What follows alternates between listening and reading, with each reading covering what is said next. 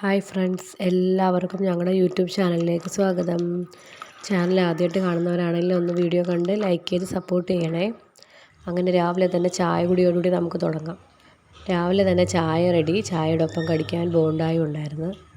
അങ്ങനെ ചായ എല്ലാം സെറ്റാക്കി വന്നു. ബോണ്ടായും എടുത്ത് വെച്ചു. അങ്ങനെ ഞാനും ഉമ്മാമാരും അത്തായും ഇരുന്ന് ചായയൊക്കെ കുടിച്ച് സൊറ പറഞ്ഞുകൊണ്ടിരുന്നു. പുറത്തിറങ്ങിയപ്പം ദേ ഒരു പേരയ്ക്ക വവ്വാൽ കടിച്ചു.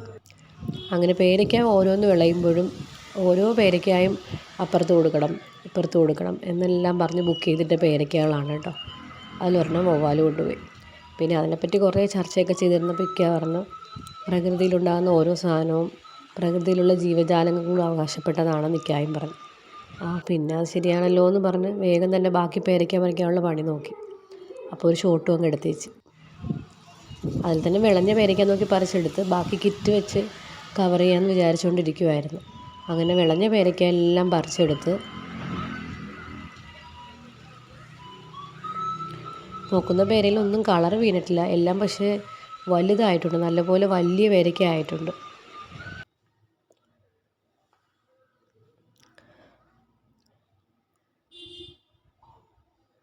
അങ്ങനെ പേരയ്ക്ക പറിച്ചുകൊണ്ടൊന്ന് വെച്ച് ബാക്കിയുള്ള പേരയിലെല്ലാം കവറിങ് ചെയ്തിടാം എന്ന് വിചാരിച്ചിങ്ങനെ കവർ അന്നേരം ചെയ്തിട്ടില്ല, പിന്നീട് ചെയ്യാമെന്നും പറഞ്ഞ് വെച്ചിരുന്നു.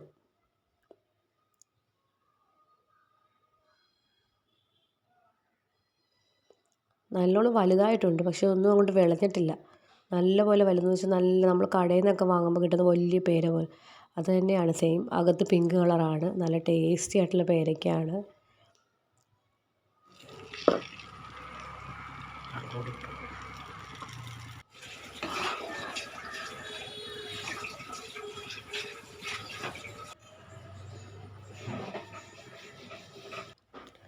അങ്ങനെ ബാക്കിയുള്ള പേരയ്ക്ക എല്ലാം എണ്ണി വെച്ചു, വീഡിയോ എടുത്തു.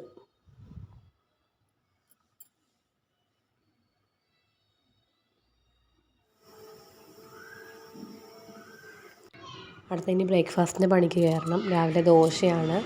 ദോശ, റെഡ് ചമ്മന്തി സുബാന്, ഇഡലി സാമ്പാർ ഐഷുവിന്.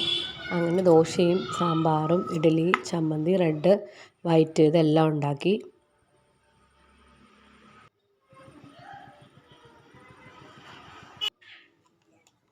അങ്ങനെ വാപ്പായും മോളും കൂടി ഇരുന്ന് സൊറയൊക്കെ പറഞ്ഞിരുന്നിട്ട് കഴിച്ച്. രാവിലെ തന്നെ ഇക്കയ്ക്ക് ജോലിക്ക് പോകേണ്ടതുകൊണ്ട് ഇക്ക നേരത്തെ കഴിക്കും. പിന്നെ ഇക്ക ചിക്കൻ വാങ്ങിച്ചു തന്നു. അങ്ങനെ ചിക്കൻ്റെ പണിക്ക് കയറി. ഒരു കല്യാണമൊക്കെ ഇന്നുള്ളത്, ഒരു കല്യാണമുണ്ട്. അങ്ങനെ ചിക്കൻ്റെ പണിയെല്ലാം ചെയ്തു വെച്ചിട്ട് കല്യാണത്തിന് പോകാമെന്നുള്ള വിചാരമാണ്.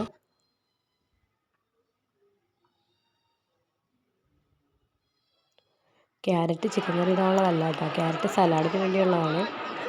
അങ്ങനെ ചട്ടി വെച്ച് ചട്ടിയിലാണ് ഞങ്ങൾ ചിക്കൻ കറി ബീഫ് കറിയൊക്കെ വെക്കുന്നത്.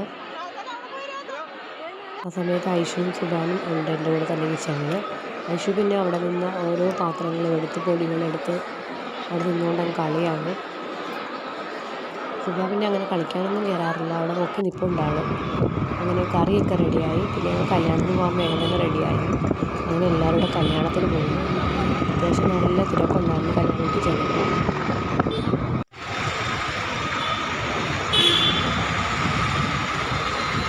ചെന്ന് ബിരിയാണിയും തട്ടി. ബീഫ് ബിരിയാണി ആയിരുന്നു, നല്ല അടിപൊളി ബീഫ് ബിരിയാണി. എല്ലാവർക്കും ചിരിക്കിട്ട് ഞങ്ങളിരുന്ന് ബിരിയാണിയൊക്കെ കഴിച്ചു. ഞങ്ങൾ കഴിക്കാനിരുന്നപ്പോഴാണ് പെണ്ണ് വന്നതും ചെറുക്കൻ വന്നതൊക്കെ. അങ്ങനെ കഴിച്ചിട്ട് വീട്ടിൽ വന്നപ്പോൾ ഇക്ക ഫുഡ് കഴിച്ചിരിക്കുന്നുണ്ടായിരുന്നു. അങ്ങനെ ഇക്കാവുന്ന വേഗം ഒരുങ്ങിയിട്ട് ബീച്ചിൽ പോകാമെന്നായിരുന്നു. അങ്ങനെ ഞങ്ങൾ 4 മണിയായപ്പോൾ എല്ലാവരും കൂടെ ഒരുങ്ങി ബീച്ചിലേക്ക് പോയി.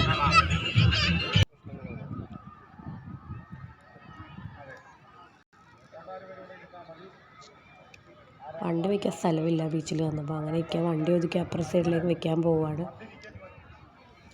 അങ്ങനെ ബീച്ചിലോട്ട് പോയി. ബീച്ചിൽ ചെന്ന് കഴിഞ്ഞപ്പോൾ മണ്ണിൽ കളിച്ച് മറിയേണ്ടതാണ്, അതാണ് അവർ രണ്ടുപേരുടെയും പ്ലാൻ. അങ്ങനെ ഞങ്ങൾ ബീച്ചിലേക്ക് ചെന്നു. ഇവിടെ എന്തോ കുറേ റൈഡ്സുകളൊക്കെ ഉണ്ടായിരുന്നു.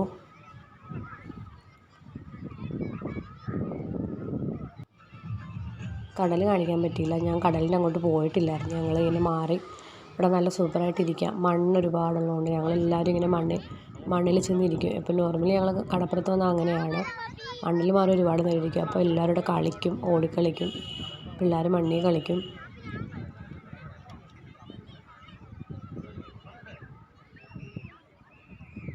അങ്ങനെ ഇക്ക പറഞ്ഞു നമുക്ക് വേഗത്തിൽ പോവുകയാണെങ്കിൽ ഒരു മൂവിക്കും കൂടെ പോകാമെന്ന് പറഞ്ഞു.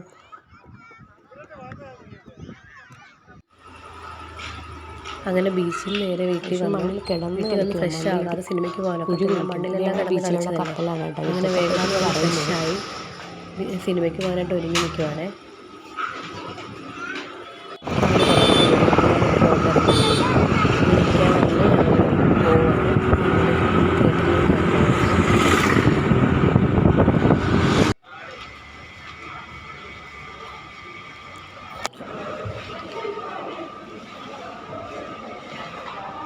അങ്ങനെ അവിടെ ചെന്ന് ടിക്കറ്റ് എടുത്ത് എൻട്രി കിട്ടി ഞങ്ങൾ പോയി.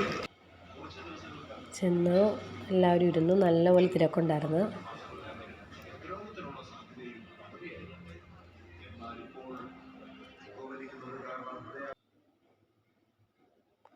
അങ്ങനെ സിനിമ എല്ലാം കഴിഞ്ഞ് തിരിച്ച് വീട്ടിലോട്ട് ചെന്നപ്പോഴത്തേക്ക് പേരയ്ക്ക മരം ഒന്ന് സെർച്ച് ചെയ്യാൻ വേണ്ടി ചെന്നതാണ് കേട്ടോ. പേരയ്ക്കയിൽ കവർ ചെയ്യണമെന്ന് പറഞ്ഞല്ലോ. അങ്ങനെ കവറിടാനുള്ള പ്ലാനിൽ നിൽക്കുവാണ്. അപ്പോൾ ഞങ്ങളെല്ലാവരും കൂടി ഇങ്ങനെ നിൽക്കാതെ വെയിറ്റ് ചെയ്ത് നിൽക്കുക. ഞങ്ങളെ കൊണ്ടുവന്നാക്കിയിട്ട് പുറത്തോട്ട് പോയായിരുന്നു. അങ്ങനെ പുറത്തോട്ട് പോയിട്ട് വന്നപ്പോൾ ഞങ്ങൾ പേരയ്ക്ക എല്ലാവരും വെളിയിൽ മാറി ഇരിപ്പുണ്ട്. എന്താ കാര്യമെന്ന് വെച്ചാൽ നേരത്തെ വവ്വാൽ കടിച്ച പേരയ്ക്കയിൽ അടുത്ത് കിടന്ന ഒരെണ്ണം കൂടെ വവ്വാൽ തന്നെ പിന്നെയും വന്ന് കൊണ്ടുപോയി. 8 മണി 8:30 ആകുമ്പോഴത്തേക്കാണ് ഈ വവ്വാൽ വരുന്നതെന്ന് ഞങ്ങൾ ഇന്ന് കണ്ടുപിടിച്ചങ്ങനെ. അങ്ങനെ പിന്നെ ഒന്നും നോക്കിയില്ല. ബാക്കിയെല്ലാം അകത്ത് കൊണ്ടുവച്ച് വിളയിക്കാമെന്ന് വിചാരിച്ച് ഓരോന്നായിട്ട് പറിച്ചെടുത്ത് തീരെ പൊടിയായിട്ടിരുന്ന എല്ലാം കവർ ചെയ്തിട്ട്.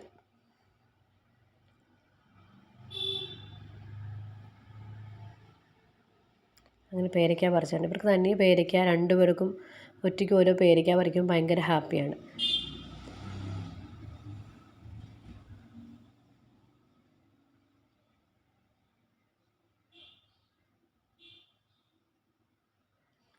വവ്വാൽ മരത്തിലുണ്ടായിരുന്നു. അതാണ് എത്തി നോക്കുന്നത്.